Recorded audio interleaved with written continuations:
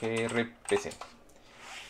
Entonces, esta onda gRPC es una, digamos, como una especificación o un estándar eh, que desarrollado por Google. Hace unos 5 años creo yo que empecé a escuchar de este, no sé cuándo lo empezaron realmente. RPC es de Remote Procedure Call, como llamadas remotas a procedimientos o a código. Eh, digamos que es algo parecido o un equivalente a los servicios REST o si queremos ver algo mucho más parecido todavía es como a los servicios SOAP que, que se trabajaban o las tecnologías que tenía Microsoft de WCF, Windows Communication Foundation. Esta onda, que la idea es de que uno puede exponer cierta funcionalidad a través de la red o a través de algún protocolo que permita a una aplicación ejecutar código de otra aplicación de forma remota. Lo de particular que tiene gRPC versus WCF, por ejemplo, en el caso de .NET, es que está más orientado al alto rendimiento, a aprovechar al máximo los recursos de red y de empaquetado o serialización de mensajes y todo. Entonces es mucho más rápido que un servicio en WCF. Y también en algunas circunstancias es más rápido que un servicio REST. De hecho les voy a mostrar aquí una...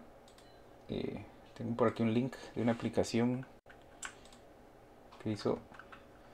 Hay una persona ahí en Microsoft, voy a ocultar esto, que es el que está trabajando en este proyecto, en la implementación de gRPC para .NET. Y ahorita ya está en Net Framework 5 y en .NET Core 3.0 ya podemos usar gRPC. Entonces él hizo esta pequeña aplicación solo como para hacer un pequeño ejemplo de la diferencia que hay entre un mensaje en JSON, que sería REST, y un mensaje en gRPC.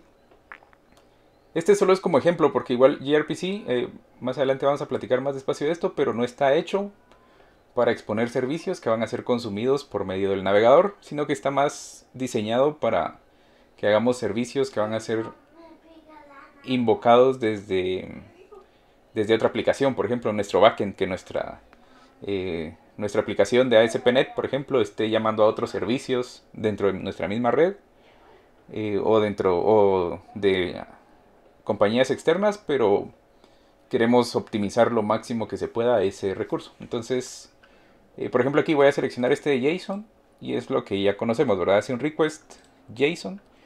Si se dan cuenta, aquí está una URL X y dice el método get y le manda los headers, ¿verdad? De application JSON y todo. Y en el contenido va un query string parameter, que es la cantidad de registros que quiero. Y lo que responde es un JSON que hemos conocido siempre en los servicios REST. Es muy común ahora que usemos JSON y ya no XML o cosas así. Pero aquí viene un problema y es de que en JSON tenemos, por ejemplo, los nombres de los campos.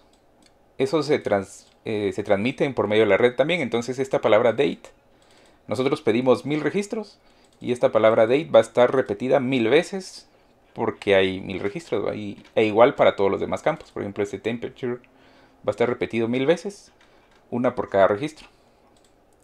Y el peso de este mensaje, si se dan cuenta, es de 1 MB. Si yo cambio esto a usar gRPC y lo ejecuto, cambia un poco el asunto, porque primero es un post. Eso me recuerda un poco a lo que era SOAP, por ejemplo, o WCF, como les decía. Manejamos siempre post hacia una URL específica y ya dependiendo el mensaje que querramos ejecutar o el método que querramos ejecutar, él responde.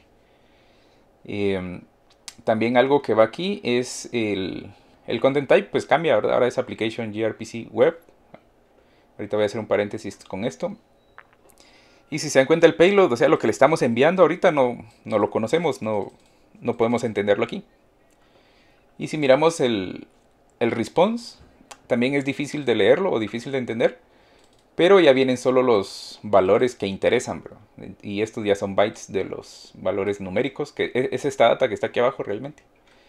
Eh, entonces las fechas y los números vienen aquí como bytes. Y quizás lo único que se puede entender aquí o se puede rescatar de este mensaje crudo es el texto. Sí, eso sí lo entendemos. Y si miramos los tamaños, ahí sí hay una gran diferencia, ¿verdad? Entonces, por ejemplo, el JSON que pesaba 1 MB en gRPC pesa solamente 284 kilobytes. Entonces, ¿cómo hace gRPC para que pese tan poco a esta data? Como les decía, no repite todo esto, los nombres de los campos ni nada, sino que él usa un protocolo que también lo inventó Google. Bueno, no sé si lo inventó Google, pero es de ellos, que se llama Protobuf. Y aquí está. Entonces, ¿qué pasa con Protobuf? Es un archivito de texto, digamos, donde nosotros definimos un mensaje. Esta sintaxis es muy parecida a lo que es una clase en C#, pero este es un archivo de texto. Le decimos, mire, yo voy a tener un mensaje al que le voy a poner person en este caso, y que tiene estos campos: nombre, que va a ser de tipo string, ID, que va a ser de tipo integer, y un email, que va a ser de tipo string. Pero si miran acá, a cada campo se le asigna un número. Entonces realmente esto es lo que está usando gRPC para serializar. O sea, él viene y todo lo serializa en protobuf, es el nombre del formato, digamos. Así como REST serializa todo en JSON o en XML, gRPC serializa todo en protobuf. Entonces él realmente lo que está diciendo es, mire, el primer campo que voy a encontrar, o el campo con ID 1, es lo que vamos a poner en nombre. Y esto de aquí es solo para que nosotros podamos definir un nombre descriptivo al mensaje, pero realmente gRPC va a usar estos IDs. Y así él no tiene que repetir todo, él solo con poner esos números. Por eso también recomiendan de que los campos que más se repiten estén por debajo de 16. O sea, el índice sea por debajo de 16. Porque también esos ocupan menos espacio. Ahora creo que solo necesitamos un byte para esa cantidad de números. Y si hacemos una clase muy grande que tiene el campo 17 y 18 para arriba, él ya necesita al menos 2 bytes para poder guardar esa información. Entonces, a grandes rasgos, ¿qué es gRPC? Entonces es una especificación que nos deja muy parecida, o digamos un equivalente a los servicios REST, pero que está más optimizada para ejecuciones que van a tener un alto impacto en nuestra red, ¿verdad? Queremos reducir al máximo el tamaño de los mensajes, así como lo vimos en este ejemplo, porque no queremos que esté transmitiéndose tanta data en la red. Segundo, gRPC son servicios hechos para ser consumidos por máquinas, ¿verdad? A diferencia de REST, que son servicios que incluso uno como humano puede consumir a través de un navegador y entender la respuesta que esto da, ¿sí? En cambio, con gRPC necesitamos un cliente que deserialice esto y que lo entienda, ¿verdad? En REST no, en REST podemos leer literalmente esta onda. Entonces, ¿cuáles son las limitantes de gRPC, o por qué no todos están usando gRPC ya? Si pareciera que tiene bastantes ventajas. Resulta que los navegadores no soportan de forma nativa gRPC. Este ejemplo en particular hace un poco de trampa ahí, porque no usa gRPC, sino que está usando una onda que se llama gRPC Web, que es lo que se ve aquí en el application type. Creo que tengo por aquí el link de esa onda, que es este, Protocol Web. Que esta es una implementación de gRPC para ser consumida a través de la web, ¿verdad? De los navegadores. Resulta que como gRPC necesita trabajar con HTTP versión 2, no todos los navegadores lo soportan y todo eso, entonces por eso no podemos usar esto. También él necesita optimizar algunas cosas de conexiones, algunos headers que necesita enviar y transmitir, que los navegadores no soportan tan bien, digámoslo. Entonces Por eso gRPC no está hecho para hacer servicios que van a estar dando la cara por medio de un navegador, sino que están más hechos para hacer servicios que van a ser consumidos por otras aplicaciones, por medio del backend. Aparte que como necesita este archivo protobuf que les decía yo, también es especial, ¿verdad? Porque tendríamos que tener una tecnología que lea ese archivo y nos genere las clases o el código que necesitamos para consumirlo. Entonces, por ahí va el ejemplo que vamos a hacer hoy, es cómo hacerlo en .NET. La idea de gRPC es, así como está aquí en la página, si se dan cuenta, es que sea agnóstico al lenguaje, ¿verdad? Que podamos usar ese mismo protobuf y nos genere código, o que tengamos herramientas para poder generar código en cualquier lenguaje. Y solo como dato adicional, creo que es este. Aquí está. Este cuate es el que está trabajando en esta área de gRPC para .NET en Microsoft. Fue el que inventó también la librería esta de Newtonsoft, que sirve para serializar y deserializar JSONs. Y publicó este artículo donde menciona un par de mejoras en el performance o en el rendimiento de gRPC en .NET comparado con otros lenguajes. Por ejemplo, aquí lo está comparando con varios lenguajes. Esta barra anaranjada es la de .NET.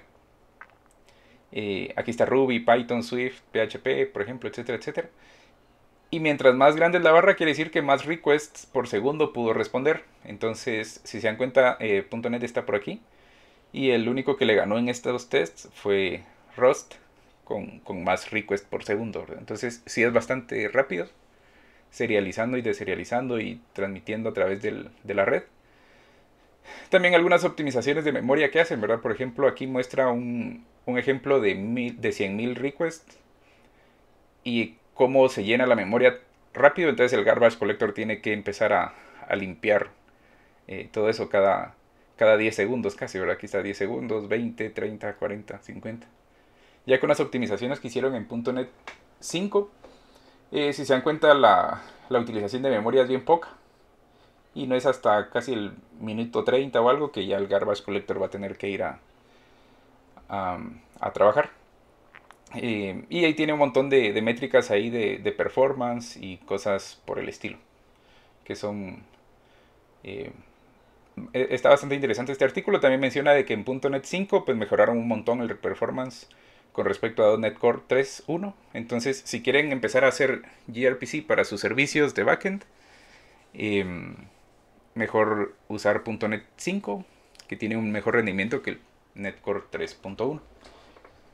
Entonces, si quieren empezamos. Entonces, solo como resumen, el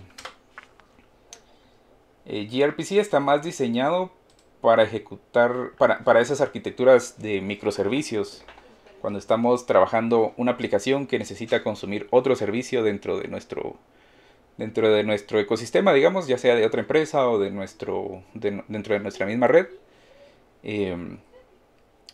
Es más eficiente, o quizás, dependiendo del escenario también, puede ser más eficiente usar gRPC que usar REST para eso. Sin embargo, si tenemos... lo voy a dejar aquí. Si tenemos una aplicación que queremos que muchos la consuman, sin tener restricciones de tecnología, quizás REST sea lo más apropiado, porque REST sí lo puede consumir cualquiera, ¿verdad? En cambio, gRPC sí tienen que tener un par de herramientas adicionales. Entonces yo con Visual Studio 2019 hice el proyecto con la plantilla por default que tiene gRPC, y vamos a ver un poco qué tiene esto. Entonces con ese proyecto que hice ahorita, que le seleccioné la plantilla de gRPC que viene por default en .NET, ya nos creó un par de cositas. Si se dan cuenta, nos creó el archivo proto. No son los protos ahí de StarCraft, solo es proto, de proto. No digas eso, Miguel. Perdón. El servicio, que es el que vamos a consumir a través de esa onda, y nada más aquí. Abramos este archivo proto, y esta es la sintaxis. Hay varias versiones, está la Proto 2 y Proto 3, asumo que ha de existir un Proto 1. Ahorita la última especificación que hay es Proto 3. Eh, esta sintaxis, digamos, fue como propuesta por Google y es la que se está estandarizando. Por eso van a haber muchos tipos que quizás no se llaman igual que en .NET, porque Microsoft solo adoptó este estándar, no lo inventaron ellos. Entonces es como que muy parecido a Java más que a C Sharp, por ejemplo. En este caso tenemos options. Estas options, por lo que entiendo, cada compañía puede, o cada tecnología, o dependiendo los generadores de código que estemos usando, van a poder requerir algunas opciones especiales. Por ejemplo, en este caso pusieron C Sharp Namespace para que las clases que genera tengan este namespace ya por defecto. Y si no está esta option, él va a usar este package, ¿sí? Grid, que son equivalentes, ¿verdad?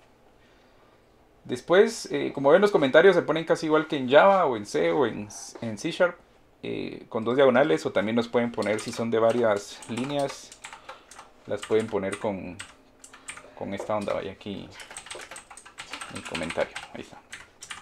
Entonces es la misma sintaxis. Aquí lo que definimos en este archivo proto es el servicio que queremos exponer, ¿sí? Entonces nosotros decimos, mire, yo voy a tener un servicio que se llama Greeter. Y este servicio tiene un RPC, digamos, en este caso sería un procedimiento que puede ser llamado remotamente, un Remote Procedure Callable, que se llama así, say hello, y que recibe un parámetro de este tipo, hello request, más abajo vamos a ver el tipo, y que retorna un mensaje que es de este tipo. Ojo, todos los mensajes en RPC tienen que recibir únicamente un parámetro y tienen que retornar algo, ¿sí? Un mensaje. La idea de esto es de que poder estandarizar. Siempre si queremos un método que reciba dos parámetros, pues es el mensaje al que le tenemos que agregar dos propiedades para que funcione, ¿verdad? Pero siempre tienen que recibir un parámetro. Entonces aquí abajo definimos los mensajes, que los mensajes son como nuestras clases o nuestros DTOs en C Sharp, digamos. Entonces en este caso le decimos, mire, el parámetro request de say hello lo que va a tener es un nombre y el tipo hello reply, que es el objeto que vamos a retornar en esta onda, es solo va a tener una propiedad que es message, ¿sí? Y así de sencillo. ¿Qué pasa? Vamos a ver el servicio. Si se dan cuenta, el servicio no es más que una clase normal de C Sharp, pero hereda de una Greeter Base. Esta Greeter Base la generó Visual Studio por nosotros, usando como base o como especificación este protofile. Si yo me voy a la definición de esta clase, voy a ver que es un montón de código generado por Visual Studio, ¿sí? Donde él puede manejar la serialización, deserialización del mensaje, etcétera, etcétera. Entonces, lo que él nos da por aquí, vamos a ver si tengo aquí la Greeter Base. Aquí está. Los métodos que nosotros les pusimos, se los pone como virtual y por defecto retornan una excepción. Por eso nuestra clase tiene que heredar de esa base y sobreescribir los métodos que queremos exponer como servicios. Entonces, aquí lo único que está haciendo es recibiendo un request. En este caso vimos que tenía la propiedad name por este proto. Vamos a poner este proto aquí. Entonces aquí le estamos diciendo, mire, este es mi greeter, ¿verdad? Entonces aquí lo estoy implementando, el greeter service. Tiene un método que se llama sayHello. Aquí está el método sayHello. Y tiene un parámetro hello request. Aquí le puso él ya request por defecto a este parámetro. Y es de este tipo. Y retorna un hello reply, que es de este otro tipo. Estas dos clases también las generó Visual Studio por nosotros. Este hello request, puedo ir a la definición y si se dan cuenta solo es una clase. Esta, a diferencia de la del servicio, esta sí está sellada, entonces no podemos heredar de ella, ¿verdad? Solo la podemos utilizar, pero como es partial, sí podemos agregarle más métodos o propiedades, pero no podemos heredar de ella. no podemos cambiar su comportamiento, digamos. Lo mismo para hello reply. Son selladas. Pero él, no él las genera por nosotros, ¿verdad? Entonces dejemos este tal y cual lo creó él. Solo las últimas dos cosas. Para que funcione, esto realmente es una aplicación ASP.NET normal. Entonces, si ya tienen unas aplicaciones ASP.NET con servicios REST y quieren utilizar o crearle gRPC services, pues solo es cuestión de darle aquí el add gRPC y mapear los servicios que ustedes quieren que se expongan por medio de gRPC y agregarle, déjenme agregarle este paquete gRPC ASP.NET Core. Con esto ya pueden empezar a exponer ese tipo de servicios en su aplicación. Y en este caso el proto file que teníamos lo que tiene es un server. Cuando hagamos el cliente vamos a ver que él también puede generar el código del cliente. Solo le voy a dar play a esto. Y van a ver que saca un mensaje ahí que dice que no podemos usarlo. Ahí estamos. Y si entramos a HTTPS localhost 5001. Ahí está. Entonces me dice cabal esto, que la comunicación entre endpoints gRPC tiene que ser a través de un gRPC client. Y si queremos aprender cómo hacer un cliente, podemos entrar acá. Esa es una de las limitantes, ¿verdad? No podemos probarlo solo así en el navegador o algo tan sencillo. Tenemos que generar un cliente para poder consumir ese servicio. Otra cosa que vieron es de que accedí por medio de HTTPS. Y como estamos... esto es porque como gRPC está funcionando sobre HTTP2, por defecto él va a pedir estar en un protocolo cifrado, ¿verdad? Con certificados y todo. Si queremos que sea inseguro nuestro gRPC, sí hay que cambiarle algunas opciones en la aplicación. No lo he hecho realmente, pero no creo que sea tan complicado. Sería de hacer la prueba. Pero ahorita vamos a hacer el cliente. Voy a crear un nuevo proyecto que va a ser una aplicación de consola, podría ser, o otra aplicación web, cualquier cosa. ¿Y qué necesitan nuestros clientes? Por ejemplo, si queremos que la empresa X consuma nuestros servicios por medio de gRPC, nosotros le tendríamos que exponer nuestro proto file. Entonces, ellos, bueno, sí, nosotros distribuiríamos este proto file y esa es una de las limitaciones de que cada vez que nosotros modifiquemos nuestro servicio, ese proto file tendría que distribuirse también con esas personas o esos sistemas que consumen nuestro servicio para que puedan actualizar los cambios. Entonces yo aquí voy a agregarle a esta aplicación un nuevo Connected Service, ¿sí? Para poderle agregar la referencia y generar ese cliente. Y aquí Visual Studio ya me saca la opción de Service Reference, Open API o gRPC. Le doy a agregar. Selecciono gRPC. Y me dice qué archivo va a querer usar. Entonces voy a usar este. Y si se dan cuenta, él está instalando ya los NuGet packages que necesita un cliente de .NET, que serían estos tres. El de Google Protobuf para serializar y deserializar mensajes. El gRPC Net Client Factory, que este nos va a servir para conectarnos al servicio. Y este último de gRPC Tools, que lo único que hace es para poder generar las clases y todo. Este incluso no lo necesitamos en tiempo de ejecución. Pero ya Visual Studio lo configuró por nosotros, ¿verdad? Entonces, si veo las propiedades de este archivo, por ejemplo, aquí están las librerías que generó. Y vamos a ver. Aquí está el archivo proto, ya va a generar un gRPC services de tipo client, a diferencia de este de aquí, por ejemplo, que es el server. Genera un gRPC services tipo server. Entonces, veamos cómo consumir ese servicio. Voy a cerrar todas estas. Entonces aquí está el programa y lo que necesitamos primero, lo que necesita el cliente para conectarse a nuestro servicio es un channel.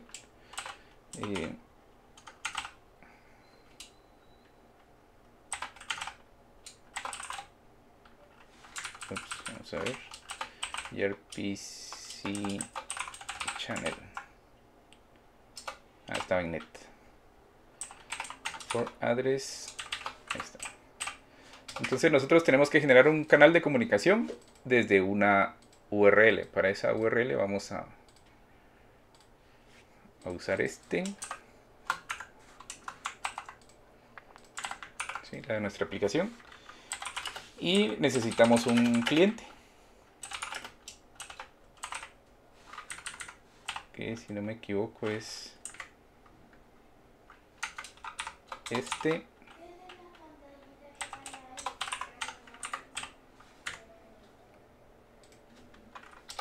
No es este.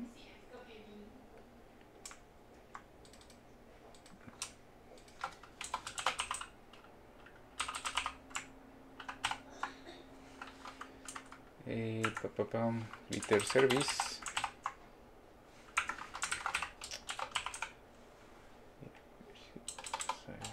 Console app 1. No me ha generado las clases. Vamos a ver. Yo las tendría que haber generado. Sí, es que aquí le puse este mismo namespace, gRPC Service 1. Sí, es este. Perdón.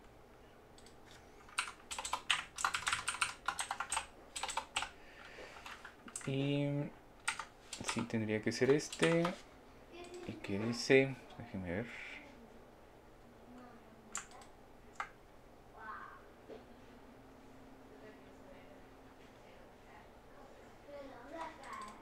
Glitter client. El cliente. Miremos en dónde. Es que era un namespace este Glitter. Yo lo estaba usando como. Perdón, es una clase, pero adentro de la clase está el client. Ahí está. Eso era lo que me faltaba. Entonces necesitamos el channel, que es como nuestra conexión.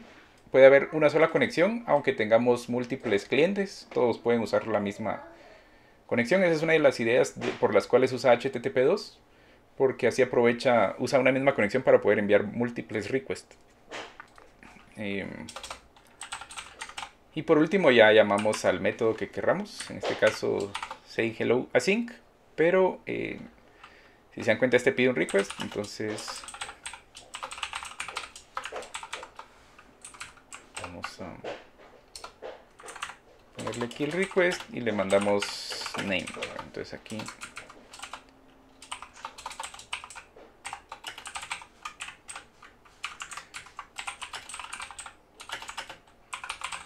poner un await y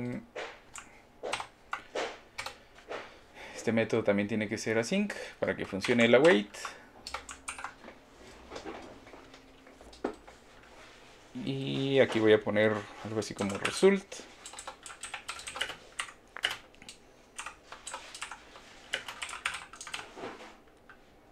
.message. Sí. Entonces, en resumen, ¿qué fue lo que hice? Agregué la referencia aquí al servicio con Visual Studio. Add Connected Service. Le especifiqué el protofile del cual quiero generar los servicios. Él me generó esta clase, Glitter Client, y estas Hello Request y Hello Response o Reply, que son las que especificaba ese archivo. Y creo ya para utilizarlo solamente creo un channel de esta URL y creo el cliente para poder ejecutar el método que se expone. Entonces voy a iniciar primero este. Y vamos a ver. ¿Se acuerda cómo se empieza? Creo que es control F5, ¿no? Ahí está. Entonces ahí ya está escuchando en este puerto 5001 esto. Y si todo funciona bien,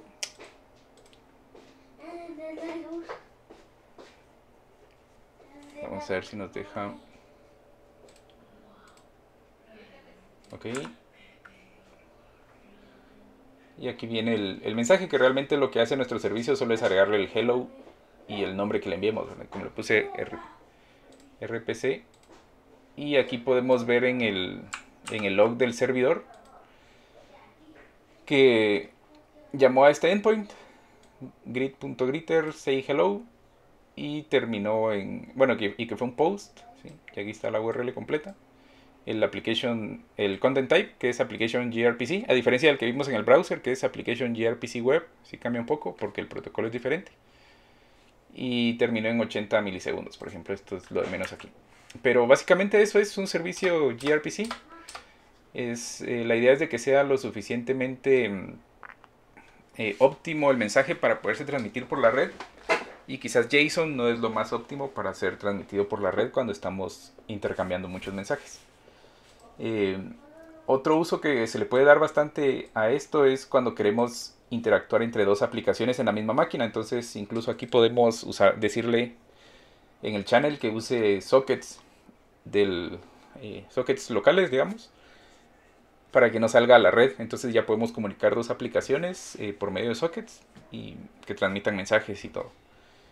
Algunas limitaciones que tiene esto es que la sintaxis, por ejemplo, de protobuf no tiene por defecto tipos como datetime o decimal, por ejemplo, de C Sharp. Entonces hay que hacer ahí algunas cosas para que funcione. Por ejemplo, hay unos imports.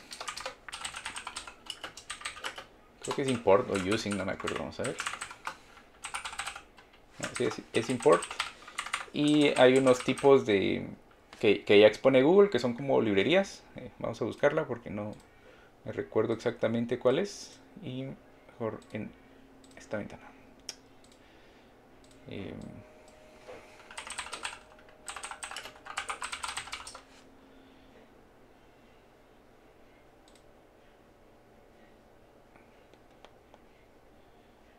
Déjenme ver. No, no es esta.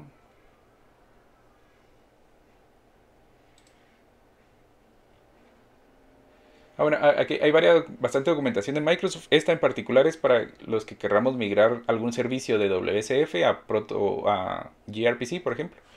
Y nos dice qué tipos son, ¿verdad? Si en C Sharp tenemos un int, por ejemplo, en protobuf es int 32, así lo tenemos que escribir. Por ejemplo, un long es un int 64, etcétera, etcétera. Pero por aquí tienen el del datetime, y era lo que les decía, se usa un import y eh, timestamp protobuf, bueno, en este caso sería eh, aquí.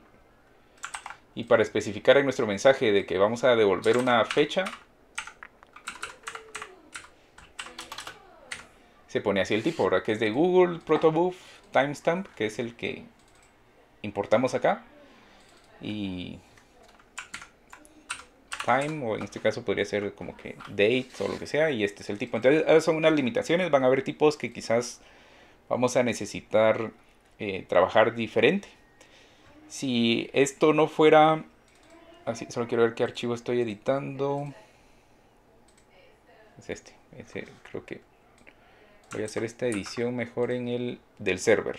Así vemos qué cambia aquí. Digamos que yo le agrego el import acá. Y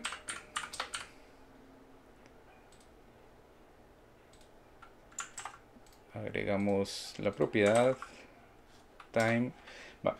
¿Y qué pasa, por ejemplo, si yo quiero devolver una lista de otra clase? Por ejemplo, estamos pidiendo una colección de usuarios, de clientes, lo que sea. Eh, Hay creo que es repeat. O repeater. Rayos. Falla mi memoria, mucha. Repeated. Repeat. Y solo me falta el igual aquí. A 3. Ahí está. Entonces, esto es el equivalente a un array de strings, por ejemplo. Entonces voy a compilar esto. Veremos si todo va bien. Entonces, una vez hicimos el cambio en el protobuf, aquí ya me debería de dejar ponerle el time, nuestra propiedad time. Pero si miramos esta time que generó, no es de tipo datetime, sino que es de tipo Google protobuf timestamp, por ejemplo. Entonces tendría que ser timestamp from datetime, por ejemplo, datetime.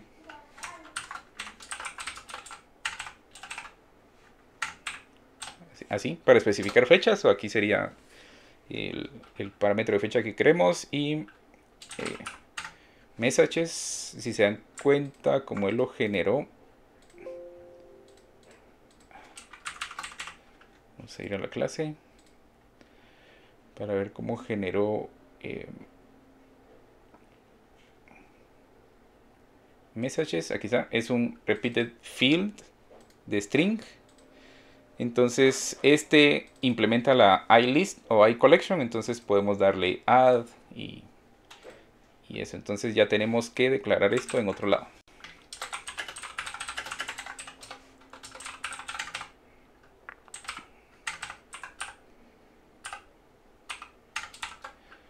Aquí voy a agregar una lista de mensajes quizás.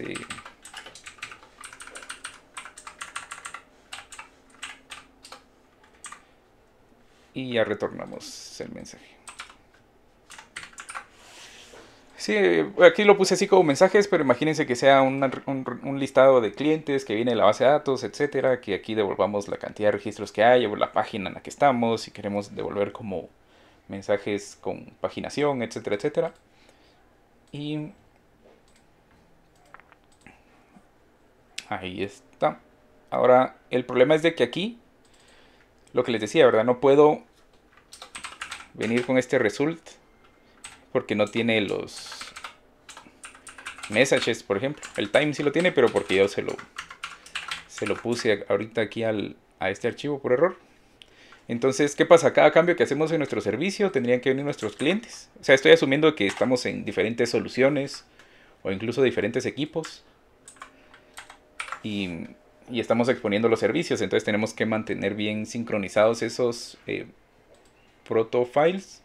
Claro, si queremos utilizar los nuevos cambios del servicio que estamos creando.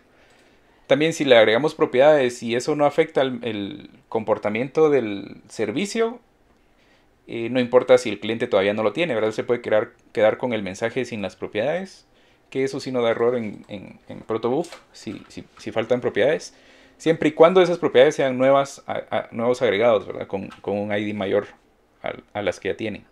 Entonces aquí result ya tiene el time, por ejemplo. Entonces vamos a ponerle aquí .time. Entonces voy a poner aquí result.time, result.message y result.messages solo como ejemplo.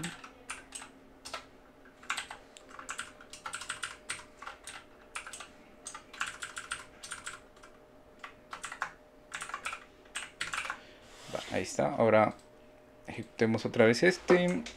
Control F5. Y vamos a darle play a esto. Ah, no, hombre. Vamos a ver.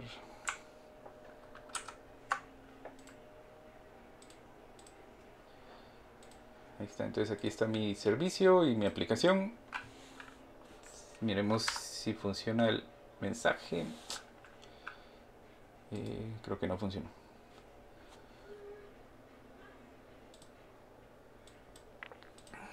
Handler. Miremos la URL si es ok. Ah, sí, perdón, ese fue mi error. El datetime que le ponemos tiene que ser UTC. Y yo le puse un datetime local aquí. Entonces, esto se arregla con UTC now. Probemos otra vez.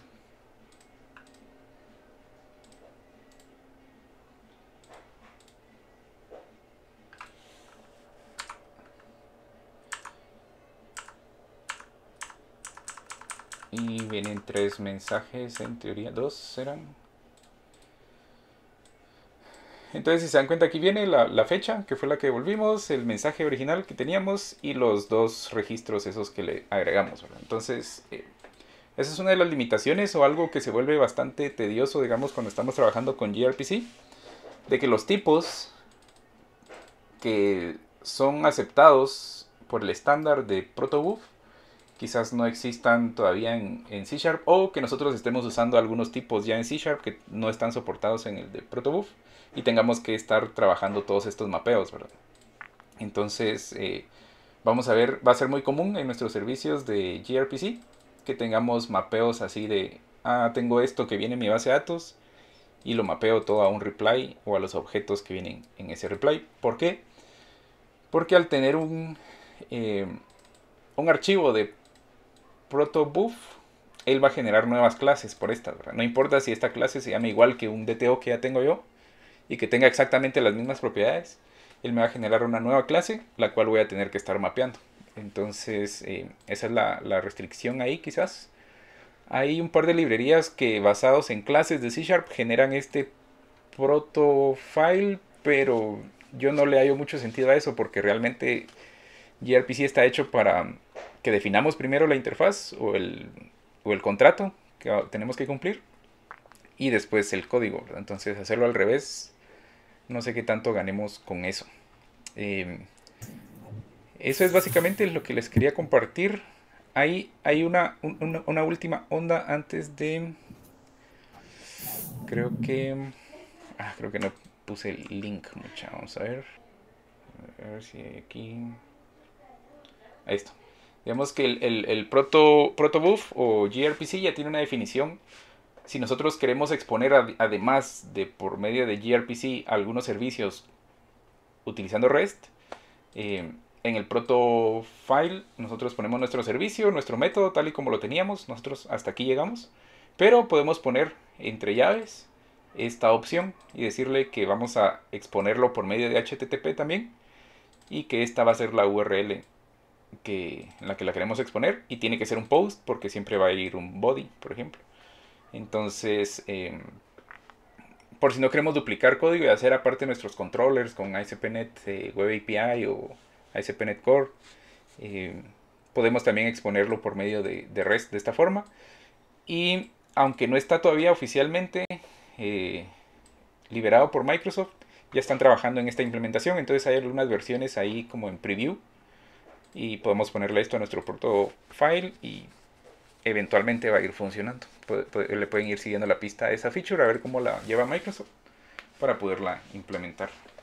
Alguien iba a preguntar algo, creo. Yo, Sí, decime. mira, ahí entiendo que hay que compartir, como que si otro cliente va a consumir nuestro servicio, ese archivo pronto hay que compartirlo, o cómo es, o Sí, solo es sí. un import. Sí, se lo tendrías que exponer de alguna forma. Puede ser en una URL. Incluso, si no me equivoco, el Visual Studio. Cuando le doy... vamos a detenerlo. Si le doy Connected Service y le digo que es un gRPC. Ajá, me permite ponerle aquí la URL de un protofile que exista. Entonces vos podrías ponerle el protofile del archivo del servicio que querés que sea público, lo podrías poner en una URL y decirle al usuario, mire, este es el protobuf file del cual ya puede generar, incluso Java, por ejemplo, también soporta esto, entonces le generaría las clases en Java para que las consuma muy parecido a lo que hicimos aquí. Ah, ya. Así es.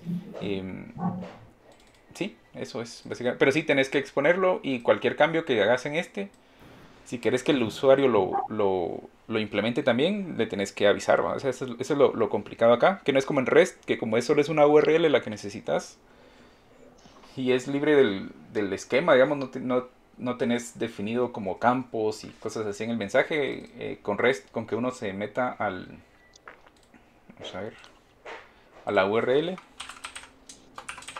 por ejemplo aquí,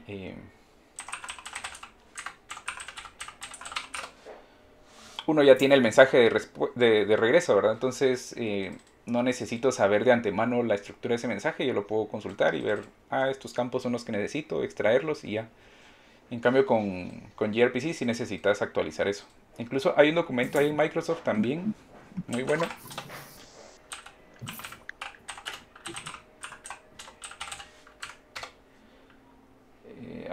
que se llama, que es de versionamiento, cómo podemos versionar nuestros servicios para evitar cambios que rompan el funcionamiento de nuestros clientes o cosas así, porque incluso hacemos un cambio en el servicio y si dejan de funcionar los que consumían ese servicio ya es una mala experiencia de usuario, digamos.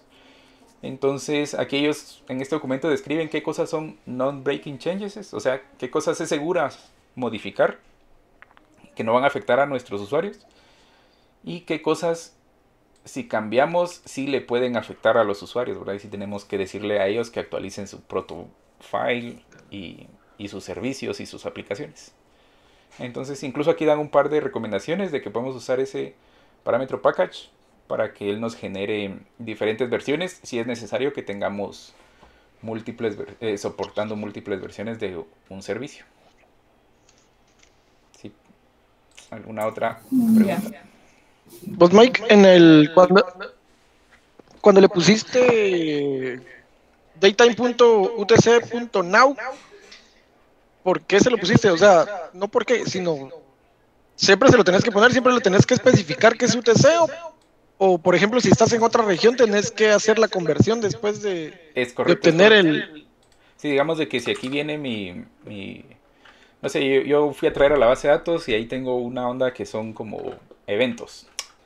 Entonces esa clase de eventos va a tener una onda como que start date, ¿va? Y es una fecha.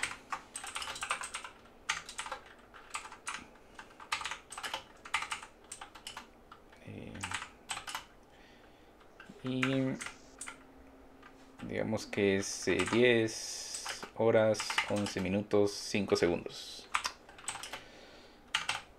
Pero esta fecha depende cómo la hayas guardado en tu base de datos. Es posible que en tu base de datos sea una fecha local. O sea, se guardó en la región en la que estaba el servidor o como se le hayas enviado a la base de datos. Entonces vos sabes que es una fecha local. En este caso sería una fecha de Guatemala. Entonces, cuando estés mapeando aquí esos eventos antes de devolverlos, te va a sacar ese error que me sacó a mí. Te va a decir, mire, esta fecha que usted está diciendo aquí es local. Eso quiere decir que en Guatemala estamos, ¿qué? -6. Está 6 horas atrasadas al ¿qué es? Al meridiano de no sé dónde va. Y, y entonces aquí tenés que decirle tu Universal Time cuando estés haciendo ese mapeo, para que él convierta esta fecha local de la región ahorita en la que estamos ejecutando en nuestra máquina a, a fecha universal. Pero sí, siempre tenés que enviarle un UTC. Si en tu base de datos ya lo guardaste como UTC, te ahorras Pero, Clausa, esta onda, ¿va? Pero sí, tenés que darle este timestamp from datetime siempre. Porque seguramente vos vas a tener ya en tu C# ya estás usando un datetime. Y aquí él pide un timestamp de Google, ¿va? Porque no es ni siquiera el timestamp de C#, sino que es este timestamp para serializar. ya. Así es. ¿Sí? ¿Alguna otra duda? Lo interesante de esto es eso de que empaqueta muy bien los mensajes y por medio de la red va a transmitir menos data. Entonces vamos a estar consumiendo menos ancho de banda o saturando menos nuestra red. Hay otras cosas, otro tipo de servicios, pero eso los vemos otro día, que son los...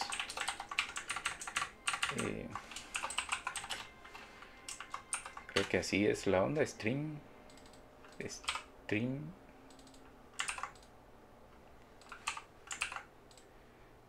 Déjenme ver si así es, no me acuerdo.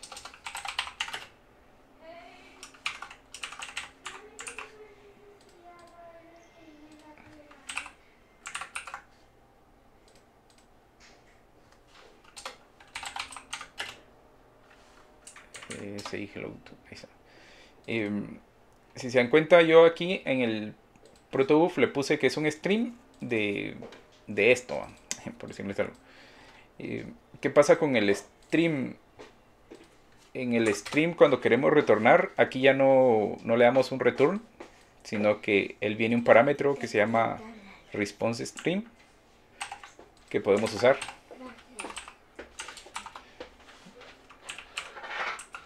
Await, lo voy a poner aquí, async.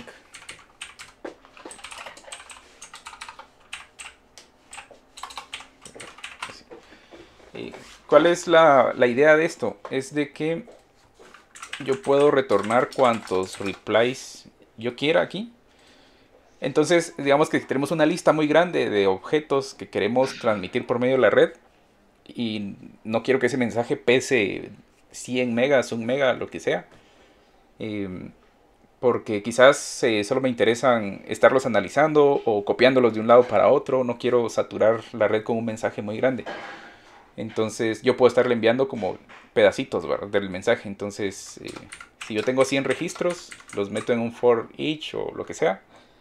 Y voy enviando uno por uno o de 10 en 10, dependiendo cómo diseñemos nuestro mensaje, al cliente. Entonces el cliente los va a recibir por pedacitos también, ¿verdad? Entonces es mucho más eficiente si el mensaje es muy grande y necesitamos hacer esa copia. Ese es el otro tipo de mensajes que existen, pero podríamos entrar en detalle en ese en otra ocasión y en qué escenarios lo podemos usar. Don Mike, una pregunta. ¿Sí? ¿Tiene sentido que, digamos, que consumas un servicio de estos y de ahí lo devolvas en tu aplicación con un REST? Sí, tiene sentido. Y es un escenario muy utilizado, pero también no es que sea la regla, digamos, porque lo que pasa es que se puede caer como que en muchas malas prácticas de que, entonces nuestro acceso a datos ya no va a hacerse directamente a la base de datos, sino que va a tener que pasar por un gRPC service, por ejemplo. Entonces, para no caer en eso, si tu REST API tiene acceso a los datos que querés directamente por medio de la red y todo, es posible que el protocolo de base de datos te funcione bastante bien. Este es más hacerlo así si ya tenés ese servicio gRPC o si ese servicio tiene alguna lógica adicional que vaya a ser utilizada por muchos servicios o por muchos clientes, perdón. Y ahí sí ya tiene sentido de que lo expongas por medio de un REST, más de que, fíjate que ya tengo un servicio gRPC que hace eso y te devuelve eso con la lógica. Lo puedes consumir como cuando consumís tu base de datos. Simón, pero sí, tiene sentido y es un modelo bastante utilizado. Sí, se me ocurría así como que comunicación entre sistemas, ¿va? Un servicio de otro sistema X Es que correcto. te devuelve en este formato, pero vos lo vas a devolver en un tipo JSON, pues, por ejemplo. Simón, sí, tiene total sentido ahí. Y cabal, para eso está hecho, ¿vos? Para que comuniques un sistema con otro y de la forma más eficiente posible. Y tío, gracias, Mike. Sí, porque incluso si miras las estadísticas de esta onda, hacen muchas comparaciones entre REST y gRPC. Y en muchos de los escenarios, sí, gRPC es mucho más eficiente de trabajar, va más que todo por cómo él maneja las conexiones y todo. Trabaja bastante bien. Sin embargo, hay ciertas consideraciones a tomar ahí. Por ejemplo, cuando está atrás de un load balancer, es posible que no se comporte como uno esperaría. A diferencia de REST, por ejemplo, en REST, cada request el load balancer lo puede enviar a una instancia diferente. Por ejemplo, que tenés dos máquinas que están sirviendo la misma aplicación. Entonces el load balancer le va a enviar un request al A y otro request al B.